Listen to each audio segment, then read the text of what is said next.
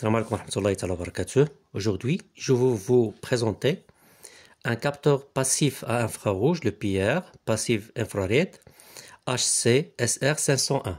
C'est un capteur de mouvement ou bien capteur de présence. C'est un capteur qui détecte le mouvement en recevant un rayonnement infrarouge, c'est-à-dire tout objet qui a une température supérieure ou égale à 0 degré Celsius est détecté par ce capteur à infrarouge. C'est un capteur qui émet un signal lorsqu'il passe devant le capteur. Le principe de détection est très simple. Le capteur PR contient, lorsque j'enlève cette petite capsule, contient deux petites cellules, cellule 1 et la cellule 2. Lorsqu'un objet passe devant la première cellule, elle crée une DDP qui est minime entre les deux cellules. Cette DDP qui est minime est amplifiée grâce à ce porte logique, là, un comparateur porte logique, qui amplifie cette DDP et émet un signal carré de 3 volts. Donc c'est un circuit, ou bien c'est un capteur logique. Pourquoi c'est un capteur logique? Parce qu'elle se met en deux positions. La position 0, c'est-à-dire la non-présence, et la position 1, c'est-à-dire 3 volts, c'est la présence d'un objet. On peut trouver plusieurs applications où on peut impliquer ou bien faire un montage avec ce capteur.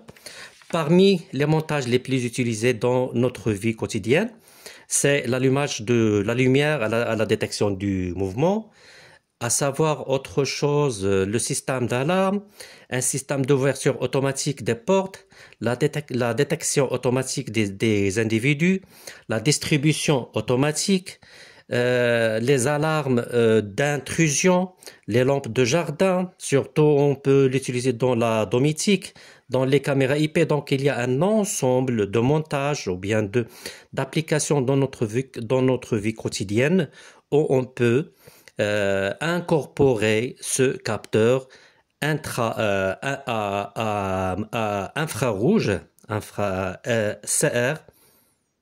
HC 501.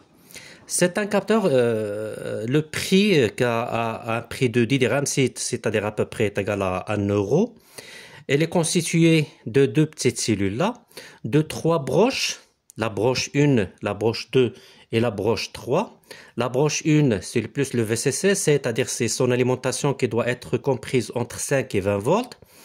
La broche 2, au milieu, c'est la broche out, c'est la broche que la DDP émet. Ou bien c'est la DDP qui émet ce capteur et qui est comprise entre 0 et 3 volts. Et le ground, c'est-à-dire c'est sa masse. On trouve aussi là deux potentiomètres. Un potentiomètre à gauche, qui sert à la sensibilité de la distance de détection et qui varie entre 3 et 7 mètres. Le potentiomètre qui est à droite et qui peut, c'est l'angle de détection et qui peut aller jusqu'au 120 degrés. On trouve aussi ce petit cavalier là en jaune qui est là en deux positions, que je peux le mettre en deux positions là. Le cavalier en deux positions, soit en position répétitive, c'est-à-dire qu'il peut détecter plusieurs fois, soit une autre position, c'est la position de détecter une seule fois. Donc moi je vais le mettre ici pour la détection de plusieurs fois. Voilà. C'est ça les principales composants de base de ce capteur, plus 4 condensateurs bien sûr, et cette coque qui est en plexiglas et qui a un rôle très très important. Elle est formée de plusieurs lentilles convergentes et son intérêt c'est de faire converger tous les signaux à infrarouge vers les deux cellules S1 et S2. Donc pour son branchement, c'est très facile. Donc je vous l'ai déjà dit.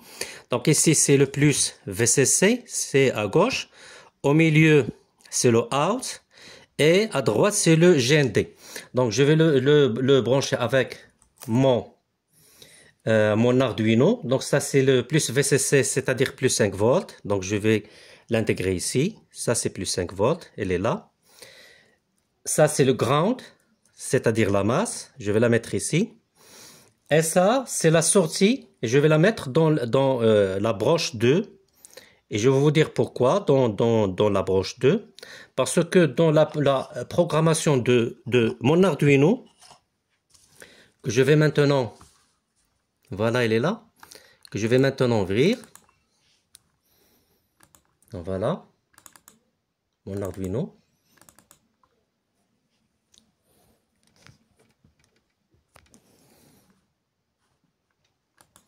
Donc elle est là, mon Arduino. Le code Arduino. J'ai mis là cast in pin peer, donc c'est dans la broche 2, c'est la broche out du capteur PR.